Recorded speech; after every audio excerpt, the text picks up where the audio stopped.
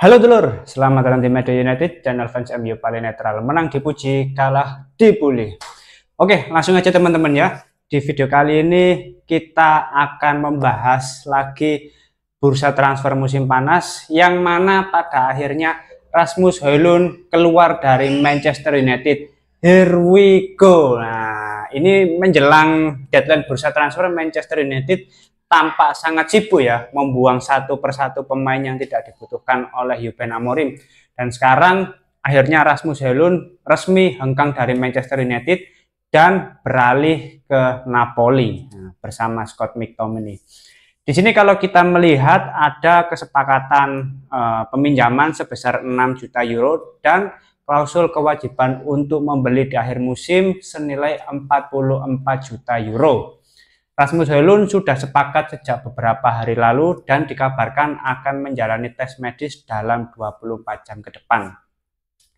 Ya, mungkin teman-teman yang masih percaya optimis dengan Rasmus Højlund sepertinya harus segera mengikhlaskan, dan aku pribadi termasuk tipikal fans yang nggak apa-apa, rela kalau misalkan Rasmus Højlund dilepas. Karena apa? Karena sudah selama satu musim diberi kesempatan dan tidak menunjukkan performa yang baik. Nah, tidak menunjukkan progres yang signifikan.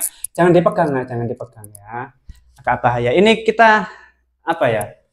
Menjelang pertandingan lawan Burnley, ya tiba-tiba selalu ada kabar here we go. Seperti sebelum-sebelumnya, dan sekarang karena resminya Rasmus Højlund keluar dari Manchester United, otomatis untuk ujung tombak Manchester United akan tertuju kepada Benjamin Sesko dan juga Joshua Zirkzee.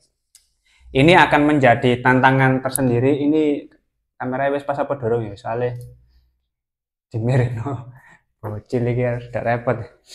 Karena apa? Karena Benjamin Sesko di beberapa pertandingan memang belum menunjukkan hasil yang baik, hasil yang impresif, yang meyakinkan.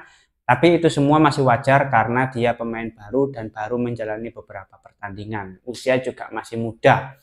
Nah, tantangannya kalau Benjamin Sesko ini tidak segera adaptasi, tidak segera menunjukkan hasil yang positif, dia bisa menjadi Rasmus Højlund jilid 2. Nah, ini yang selalu menjadi pertanyaan besar. Apakah pemain-pemain muda ini bisa tampil gemilang atau justru flop dengan pembelian yang mahal, karena label yang dipatok sangat tinggi dari klub Bundesliga yaitu RB Leipzig terkait Benjamin Sesko. Nah, di sini masih ada beberapa pemain lagi yang masih belum keluar sampai saat ini. Akan menjadi masalah juga kalau pada akhirnya pemain ini tidak keluar dari Manchester United, karena Real Betis sudah menyatakan sikap kalau tidak akan mempermanenkan Anthony. Jadon Sancho masih belum jelas situasinya seperti apa, Tyrell Malacia pun demikian, jadi praktis masih ada 3 pemain yang belum hengkang dari Manchester United.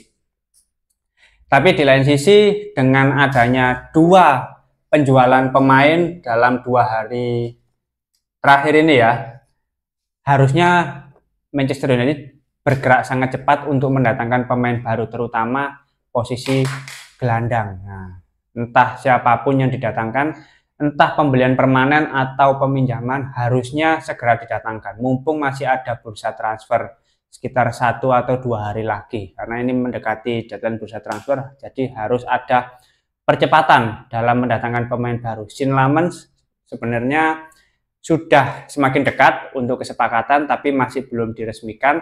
Lalu untuk posisi gelandang ini yang masih belum ada kejelasan. Sudah mendapatkan dana tambahan dari penjualan Alejandro Garnacho dan juga Rasmus Højlund, Manchester United harus benar-benar memprioritaskan pemain baru di posisi gelandang dan juga penjaga gawang. Jadi ini salam perpisahan untuk Rasmus Højlund ya. Semoga bersama Napoli di bawah kepelatihan Antonio Conte kamu bisa kembali bersinar, bisa lebih percaya diri lagi, dan harusnya kamu semakin gacor karena di sana ada Scott McTominay yang lebih senior dan juga Kevin De Bruyne yang akan memberikan suplai-suplai bola manja. Kalau di Manchester United kamu pasti kesulitan karena tekanannya terlalu besar. Tapi bersama Napoli kamu harusnya bisa membuktikan kalau kamu adalah striker yang cukup menjanjikan di masa yang akan datang.